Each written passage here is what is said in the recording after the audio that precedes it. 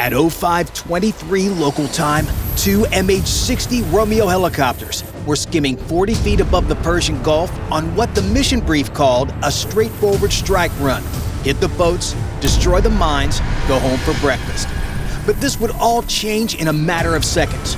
Unknown to them, a Zu-23 gunner on the ridge ahead had been watching their silhouette grow against the dawn sky for 4 minutes, and his finger was already on the trigger before the crew ever saw the pier. Two streams of racers arced across the water like lines drawn with a blowtorch. The Romeo's thin aluminum skin handles small arms fire and not much else. A 23mm round through the transmission housing and the helicopter drops into the Gulf. And right now, those boats were loading mines that had already shut down 20% of the world's daily oil supply over the past 4 nights. The pilot of the Cutlass 61 shoved the collective, the helicopter's altitude control, like a handbrake that points straight up, down and dropped to 40 feet, below the ridge's depression limit, where the gunner physically couldn't angle the barrels low enough to follow. Tracers sailed overhead, but 40 feet created its own problem. If you look here at the rotor disc, each of these 4 blades is 27 feet long. That hammers a column of downwash into the ocean that leaves a thermal wake visible on infrared for 30 seconds. Almost a mile of glowing lines painted across the water. Every MANPADS gunner on the island could follow that trail like a lit fuse to the helicopter. A Reaper drone, call sign Grim 31, had been watching from 12,000 feet for 6 hours. Loading mines onto a fishing dhow is the maritime equivalent of filling a minivan with hand grenades and driving it onto the freeway. Completely insane, and exactly what you do when your real navy is sitting on the bottom of the Persian Gulf. The Reaper could see mines from 3 miles up. What it couldn't see were the weapons you can't bomb because there's nothing to bomb. A guy with a tube on his shoulder standing in a doorway. The Misog-2 is a shoulder-fired heat-seeking missile, Iran's version of a Stinger, handed out to infantry squads the way you'd hand out flashlights before a storm. The garrison had been awake since Bandar went up in smoke 2 days ago. They could hear the rotors. They knew what was coming. They just couldn't see it yet. At 4 kilometers, the airborne tactical officer in the backseat slewed the targeting turret onto the first boat. If you look here under the nose of the Romeo, that's the ANAAS-44, a forward-looking infrared sensor with a built-in laser designator. The 2 contact mines amidships showed up as fat thermal circles on the display. He painted the hull with the laser, an invisible infrared beam the target can't see or detect. Think of it like a cat's laser pointer, except only the Hellfire can see the dot and the mouse has no idea it's being played with. If you look here at the weapons pylon, each Romeo carries AGM-114 Hellfire missiles, laser-guided, meaning wherever the laser dot sits on the target, the missile follows. The laser is physically touching the hull in real time. The boat jinks, the missile jinks with it. But the ATO has to hold that laser steady for the entire flight time. Break the beam and the Hellfire goes blind. He called rifle. The AGM-114M dropped off the pylon with a white flash that lit the spray cloud like a camera strobe over dark water. And on the ridge, the Zu-23 gunner saw the flash and walked his tracers toward it. 8 seconds of flight time. A $150,000 missile streaking toward a fishing boat carrying mines that could shut down a shipping lane worth $1.7 billion a day. Honestly, one of the better returns on investment the Pentagon has ever gotten, assuming the crew lived long enough to file the receipt. Impact. The Dow split at the waterline. One of the contact mines detonated in sympathy, a secondary explosion that threw debris 30 meters. And here's where 2 problems landed on the crew at the same time. The FLIR went white. If you look here at the infrared display, the sensor saturated like a camera pointed at the sun. Too much heat, too fast. Located on the ATO's console is the gain override, a manual dial that forces the FLIR's sensitivity back down when the auto adjustment can't keep up. Think of it like manually adjusting your phone's brightness when it freaks out from going to a dark room into sunlight. Except getting it wrong means you can't see the boats that are about to escape. 4 seconds of blank screen. And those 4 seconds were a gift to every gunner on the island, because the Hellfire flash had just told the Zu-23 crew exactly where the helicopter was hovering, and 60 meters east of the gun, an IRGCN soldier was pulling a Misog-2 from its case. The ATO's hand went to the gain override. On the ridge, the Zu-23 walked tracers toward the hover point. If you look here at the Zu-23 on the ridge, it's a twin-barreled anti-aircraft gun and fires roughly 400 rounds a minute per barrel. No radar required, just a gunner with eyes and a trigger. For the first 4 minutes of the engagement, the pilot's 40-foot altitude kept him below the gun's depression limit. The Hellfire flash just erased that advantage. The Zu-23 crew now had a fixed point of light to aim at instead of a shadow skimming the waves. On the breakwater, the MANPADS operator uncapped the seeker and powered it on. 5 seconds to initialize. The ATO needed the FLIR back to designate the next boat. The pilot needed to hold position for the designation. And holding position at 40 feet meant the Zu-23 had a stationary target for the first time in the entire engagement.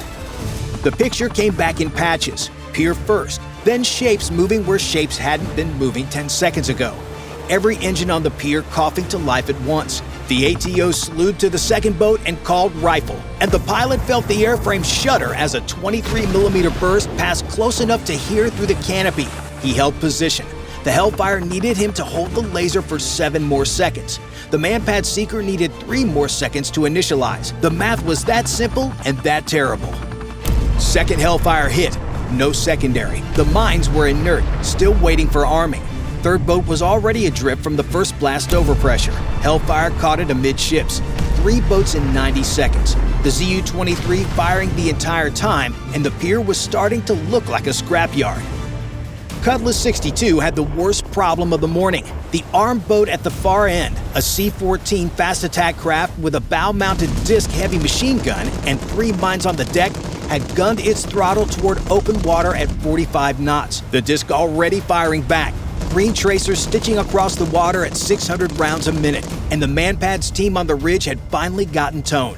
To hit the C-14, the pilot needed altitude. If you look here at the Hellfire's flight profile, the missile needs room to dive onto its target. Fire it flat at 50 feet and the seeker can't tell hull from the ocean. It needed at least 140 feet. But here's the problem. The Misog 2's infrared sensor locks onto the helicopter's engine exhaust, which burns at around 1,300 degrees Fahrenheit. Below 100 feet, the Gulf surface radiates enough heat that the seeker can't separate engine from ocean, like trying to spot a match in front of a campfire. Above 100 feet, the exhaust silhouettes against the sky and the missile has a clean lock. Go low and the Hellfire can't track the boat. Go high and the MANPADS locks onto his engine.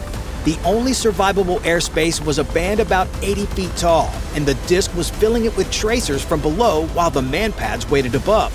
The Reaper confirmed a second MANPADS team on the eastern breakwater. 2 teams on different bearings. Break from one and you fly toward the other. The pilot punched to 140. The ATO slammed the FLIR onto the C-14 center mass, a 14-meter hull bouncing through its own wake at 45 knots. On the ridge, the MANPADS gunner heard the rotor noise change pitch as the helicopter climbed. His seeker was already growling. Solid tone on the left engine nacelle from 2 kilometers. The disc gunner walked tracers toward the engine exhaust with a Chinese-made thermal sight. 3 threats converging on one helicopter from 3 different bearings. And the ATO needed steady wings to hold the laser on a 4-meter target while all 3 tried to take him apart. Rifle. The Hellfire screamed off the rail. Acquired. Dove. The disc kept firing. Rounds close enough, the co-pilot flinched at a tracer crossing 50 meters below the chin bubble. The ATO held the laser. One hand on the controller, the other braced against the airframe. Terminal. The Hellfire punched through fiberglass at the engine housing, and the 3 mines on deck detonated in a chain that threw a fireball visible from 12 miles. The pilot shoved the collective down and dropped below the ridgeline. On the ridge, the MANPADS gunner lowered his Misog 2. 37 seconds with the tube on his shoulder and the helicopter was gone before his seeker finished cycling. All that training, all that waiting, and the target disappeared before the missile even woke up. His partner was reaching for a second tube. Cutlass 62 was already below the ridgeline and accelerating south, putting limestone between the helicopter and the shoulder-fired missile. The partner lowered the second tube unfired. No sky background, no target, no shot. Cutlass 61 cleaned up what was left. 5th Hellfire caught a boat at the breakwater trying to sneak north. Like a teenager tiptoeing past the living room at 2 a.m., except Dad has a thermal camera and a $100,000 missile. 6th hit the last dhow still tied to the bollard. Abu Musa's southern pier was burning end to end. But 60 miles north, a Reaper drone had been watching a harbor that made Abu Musa look like a warm-up, and what was loading at the main pier was about to make every mine they just destroyed look like a rounding error. At 12,000 feet over Bandar, the sensor operator stared at his screen from a ground control station 6,000 miles away and did the math that was about to ruin his morning. If you look here at the camera turret under the Reaper's nose, that's the MTSB, a multispectral targeting system, basically a thermal security camera that can read a license plate from 3 miles up. 8 small boats at the main pier, 3 at a secondary dock, a Tandar-class fast attack craft armed with Nasser-1 cruise missiles, and behind the Tandar, a landing craft 50 meters long, flight deck packed with pallets in neat rows, 45-plus naval mines loaded, fused, and already rumbling toward the harbor mouth. More targets than he had Hellfires. And this wasn't going to be a cakewalk. 11 MQ-9 Reapers had been shot down in 11 days. One of the main reasons was Iran's 358 loitering missile. If you look here at the 358's profile, it's a small jet-powered interceptor that hunts on infrared alone, 0 radar emission. No warning on the Reaper's radar warning receiver. Think of your house cat sitting under the bird feeder in the backyard. No movement, no sound, just 2 eyes, locked on a sparrow that has no idea it's being watched. Except this cat closes at 190 knots, and every 30 seconds, the sensor operator had to break from the harbor to scan the sky for it. 2 seconds of scanning meant 2 seconds of not designating a boat. Like trying to swat a wasp while parallel parking. The wasp doesn't need to sting you to ruin your day. Grim 31 self-protection pod under the wing, an electronic countermeasure system that detects incoming threats and deploys countermeasures, like a car alarm that also deploys smoke, was one of the few Reapers in theater fitted for contested airspace. It was supposed to catch the 358. Supposed to. Strike authorization arrived 14 seconds after the request. First target, a mine layer pulling east, laser on, rifle, 22 seconds of flight, holding that beam steady on a 10-meter hull through 4,500 meters of Gulf humidity that scattered the laser like headlights in fog.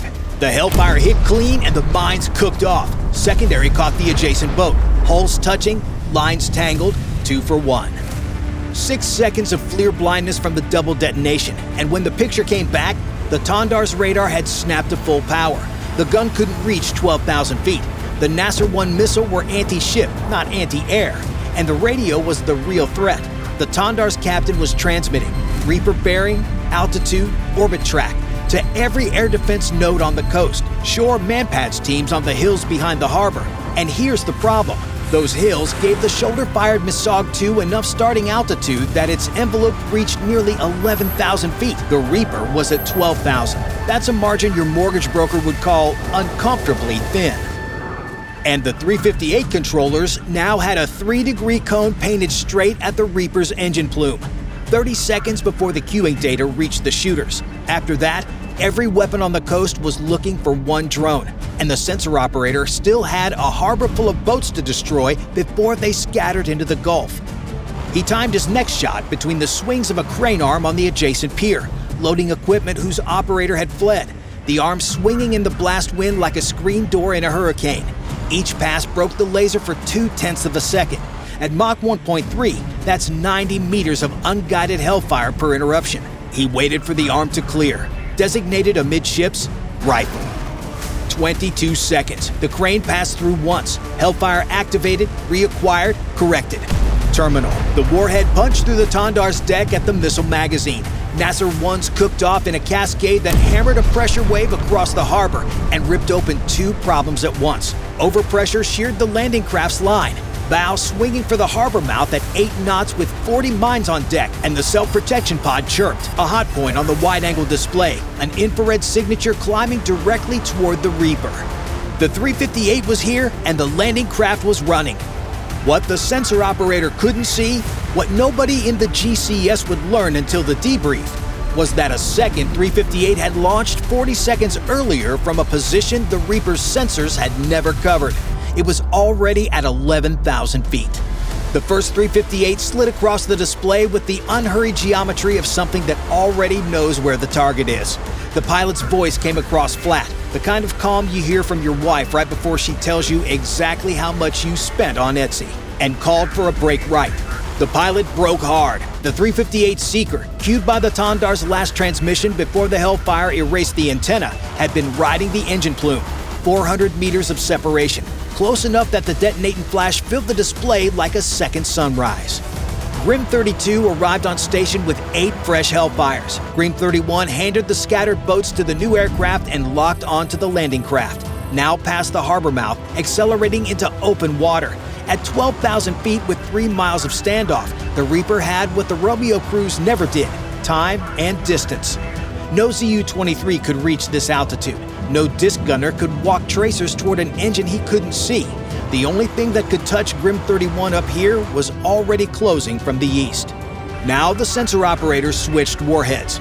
If you look here at the weapons display, the AGM-114 Hellfire uses a metal-augmented charge, a thermobaric warhead that creates a fuel-air overpressure pulse.